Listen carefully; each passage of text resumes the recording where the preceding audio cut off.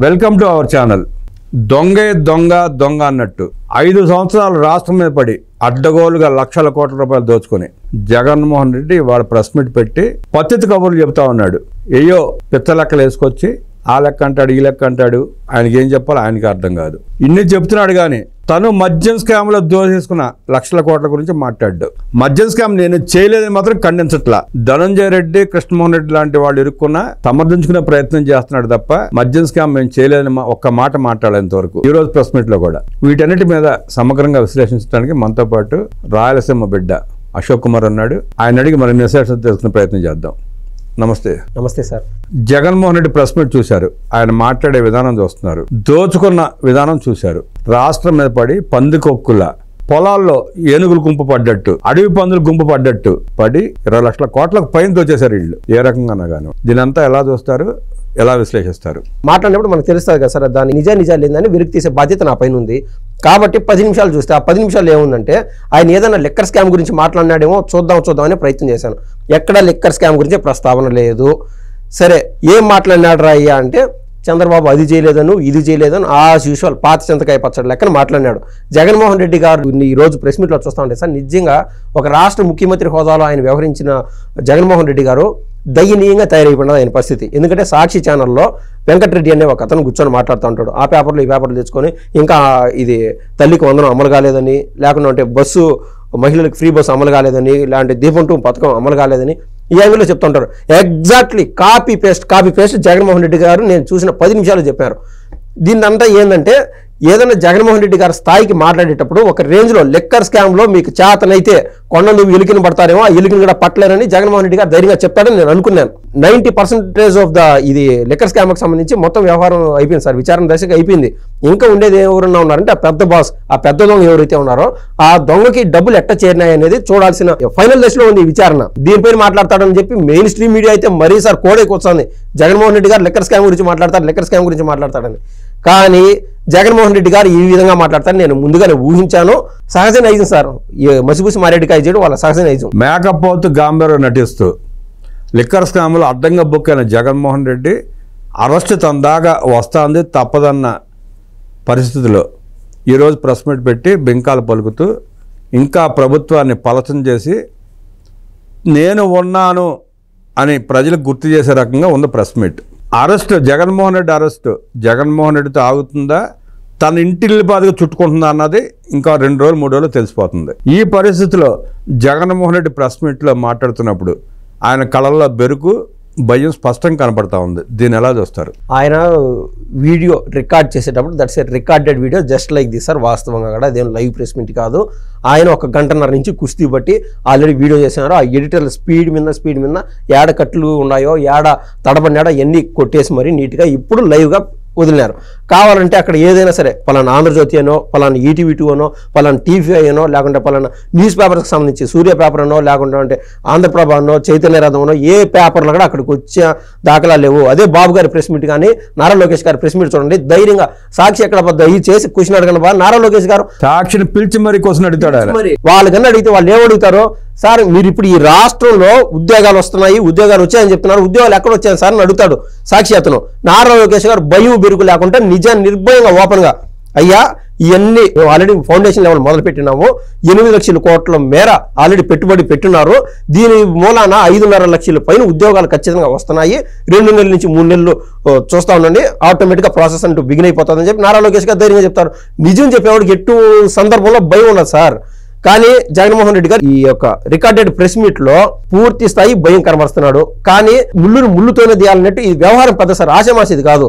స్వాతంత్రం ఏర్పడినప్పటి నుంచి ఈ లిక్కర్ దందాలో ఎప్పుడు మన దేశం ఎప్పుడు చూడనంత అంత దందా ఇది. దేశం కాదు, ప్రపంచం ప్రపంచంలో జరిగిన అతి పెద్ద ఘోరమైన స్కామ్ ఇది. అది ఎటువంటి స్కామ్ సార్? ఒకటి ఎవరికైనా సార్ ఇప్పుడు రెంటల్కి ఇస్తారు కదా, ప్రభుత్వం దగ్గర మేము ఇక్కడ మద్యం దుకాణం నడుపుకుంటామని చెప్పి రెంటల్ తీసుకుంటారు. ఆ రెంటల్ని ప్రభుత్వం ఎంత చేస్తుందంటే 30,000 అని మామూలుగా పేపర్ పైన ఉంటుంది, కానీ ప్రభుత్వం లక్షగా రాస్తుంది. ఈ 70,000 వీళ్ళు వచ్చి ₹1,00,000 ప్రభుత్వం ఖాతాలో వేస్తే వాళ్ళ మీద ఆ 70,000 ప్రభుత్వం కొట్టేస్తుంది. అంటే రెంటల్ మొదలు ప్రతి డిస్టిలరీలు మొదలు వీళ్ళు మళ్ళీ దాన్ని 196 కోట్ల మేర రసీదులు దొరికినాయి, బంగారు రూపంలో మార్చిన దాన్ని. ప్రతిదీ ఒక వ్యవహార శైలిలో సార్ ఒకవేళ జగన్మోహన్ రెడ్డి గారు కన్నా ఈ తప్పకన వచ్చినంటే ఖచ్చితంగా ప్రధానమంత్రి నరేంద్ర మోడీ గారు కూడా ఎసరయ్యేది. బిజినెస్ మ్యాన్ అనే సినిమా ఉంది సార్ టాలీవుడ్లో, మహేష్ బాబు హీరో. దాంట్లో ఎగ్జాక్ట్ అదే రేంజ్లో చేస్తున్నాడు. ఒక సినిమా లెవెల్లో జగన్మోహన్ రెడ్డి గారు చేశారంటే ఒక్కొక్క రాష్ట్రాన్ని, ఒరిస్సాలో ఈ రేషన్ మాఫియా బియ్యానికి సంబంధించి సార్ ఒరిస్సాను ఆల్రెడీ కర్షిపూర్తి చేశాడు. వెస్ట్ బెంగాల్ ప్రతి చోట లింకులు. ఈ ఒక్క తప్పగానే జగన్మోహన్ రెడ్డి గారు కన్నా వచ్చినంటే ప్రపంచ స్థాయిలో ఇండియా అనేది అంత అవినీతి పరంగా పలసనైపోయేది సార్ వాస్తవంగా. అక్కడ జగన్మోహన్ రెడ్డిని ప్రధానమంత్రిని చేయటానికి అమెరికా బేస్డ్గా ఒక స్కెచ్ గీశారని, జగన్మోహన్ రెడ్డిని అక్కడ ప్రధానమంత్రిని చేస్తే ప్రపంచంలో మనకి ఎదురున్నదనే ఉద్దేశంతో ఒక భారీ ప్రణాళిక రచించారని, అందుకే జగన్మోహన్ రెడ్డి ఇక్కడ లక్షల కోట్లు దోచుకోవడానికి, వాళ్ళు ఇంకా లక్షల కోట్లు ఫండింగ్ చేయడానికి కూడా ఒక ప్రణాళిక సిద్ధమైందని, ప్రధాని నరేంద్ర మోదీ గారు ఈసారితో ఆఖరిసారిగా ప్రైమ్ మినిస్టర్ చేస్తారు, తర్వాత ప్రైమ్ మినిస్టర్ అయ్యే అవకాశం లేదు కాబట్టి దేశంలో ఉన్న కొంతమంది ఎంపీలని కొన్ని పార్టీలను కొనుక్కుని ప్రధానమంత్రి అవడానికి పెద్ద స్కెచ్ చేశారని తెలుస్తా ఉంది. దాన్ని ఎట్లా చూస్తారు? మీరు చెప్తాంది అక్షర సత్యం సార్. అంటే అది కలగానో ఊహాపూరితంగానో అనుకుంటే అది తప్పే. ఎందుకంటే బీజేపీ కేవలం 2 ఎంపీలు ఉన్నారు 1982-83 సమయంలో. ఇప్పుడేమైంది, the strongest party in the India అయిపోయింది బీజేపీ పార్టీ. ఇప్పుడు జగన్మోహన్ రెడ్డి గారి వ్యవహార శైలి చూస్తే మనకు ఇక్కడ 25 మంది ఎంపీలు ఆంధ్ర రాష్ట్రానికి సంబంధించి. సరే 23-24 గెలుస్తాము అనే ధీమా జగన్మోహన్ రెడ్డి గారి దగ్గర ఉంది. వాళ్ళు అనుకునేట్టు వాళ్ళ క్యాలిక్యులేషన్లో ప్రతి చోట, ప్రతి నియోజకవర్గం, ప్రతి సర్పంచ్ అంటే పంచాయతీ స్థాయిలో కూడా ఇంత అవినీతి చేశారంటే ఒక్క ఎంపీ కూడా వేరే పార్టీకి బాగకూడదని చెప్పి జగన్మోహన్ రెడ్డి గారు కంకణం కట్టుకున్నారు. అదేవిధంగా ఎమ్మెల్యేలు కూడా తయారవుతారు. ఆయన బ్రహ్మ ఏం పడినాడంటే ఇటు కేసీఆర్ గారు కూడా జగన్మోహన్ రెడ్డి గారు లాగానే అప్పుడు 119 సీట్లు వాళ్ళకుంటే 100 సీట్లు వాళ్ళు గెలుస్తారు ఎమ్మెల్యే టికెట్లు. సో 17 సీట్లు కేసీఆర్కి వస్తాయి. 25 + 17 కలిపితే దాదాపు 42. ఈ 42 పక్కన పెడితే ఒరిస్సాలో ఆల్రెడీ జగన్మోహన్ రెడ్డి గారి కాంటాక్ట్స్ ఉన్నాయి, వెస్ట్ బెంగాల్లో కాంటాక్ట్స్ ఉన్నాయి. ప్రతి రాష్ట్రంలో బీభత్సమైన కాంటాక్ట్. దేశ స్థాయిలో చక్రందీప్ బాబు గారిని అభివృద్ధి పరంగానో లేకుండా అంటే మంచి గురించో మనం బాబు గారిని చూస్తాం. అన్అఫీషియల్ నియంతగా తయారైనాడు జగన్మోహన్ రెడ్డి. ప్రతి రాష్ట్రంలో ఎంపీలతో కాంటాక్ట్. ఆ ఎంపీలు కాంటాక్ట్ ఎందుకు అవుతారు సార్? ఇప్పుడు అధినేత చంద్రబాబు గారు ఓకరు అనుకోండి, బాబు గారు ఈడ పోటీ చేసే వాళ్ళకి ఎందుకు ఇస్తారు ఫండ్స్?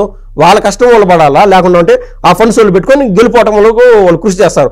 కానీ జగన్మోహన్ రెడ్డి వేల కోట్లు, లక్షల కోట్లు దండుకొని అన్ని రాష్ట్రాలకు ఫండింగ్ చేసి ఈ మద్య మాఫియా లేకుండా అంటే రేషన్ మాఫియా అనేది మనం మర్చిపోయినాం. ఇవాళ 9 కొద్ది వేరే టిటాటి వస్తూనే ఉంటాయి. సో వేల కోట్లు డంప్ చేసి ప్రతి ఎంపీకి డబ్బులు పంపించి 42 ఎంపీలు మనం చెప్పాం సార్. ఓవరాల్గా 100 ఎంపీలు మన సౌత్ ఇండియాలో జగన్మోహన్ రెడ్డి గారికి కాంటాక్ట్లో ఉండేవాళ్ళు. ఆడ 545లో 272, 274 రౌండ్ ఫిగర్. ఇందుకు కావాల్సింది 172 ఎంపీలు. జగన్మోహన్ రెడ్డి గారికి ఈ 5 సంవత్సరాల కన్నా అవకాశం కన్నా ఇచ్చింటే ఖచ్చితంగా ప్రధానమంత్రి అయ్యేదాన్ని ఖచ్చితంగా అవకాశం ఉండేదే. మీరు చెప్పినట్టు దీంట్లో ఒకటున్నా సార్, దొంగ అన్నట్లు మీరు అన్నారు కదా. జిందాల్ కేసు ఏదైతే చూసామో, ఒక మహిళను తెచ్చి టార్చర్ పెట్టి ఆవిడ ఏ రోజు ఆంధ్ర రాష్ట్రంలో అడుగుపెట్టిన దాఖలాలే లేవు.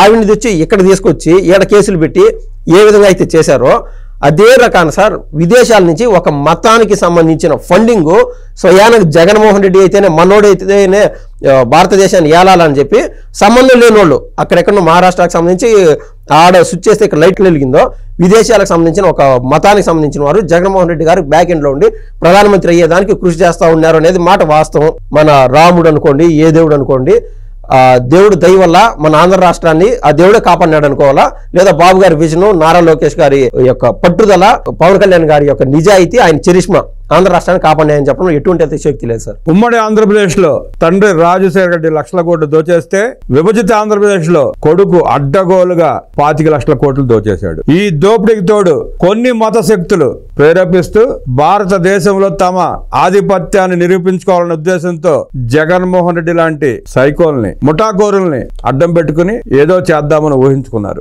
మీ పప్పులు ఉడకో, భారతదేశం ఒక్కటవుతుంది, మిమ్మల్ని తరిమి కొడుతుంది. జగన్మోహన్ రెడ్డి చేసిన పాపాలకే ప్రాయశ్చిత్తం లేదు, శిక్ష అనుభవించి తీరాల్సిందే. ఆ భయంతోనే బెంకాలు పోతూ ఇంకా ప్రజలను మభ్యపెట్టే ప్రయత్నం చేస్తున్నాడంటూ విశ్లేషించిన అశోక్ కుమార్కి అభినందనలు తెలియజేస్తూ నమస్కారం.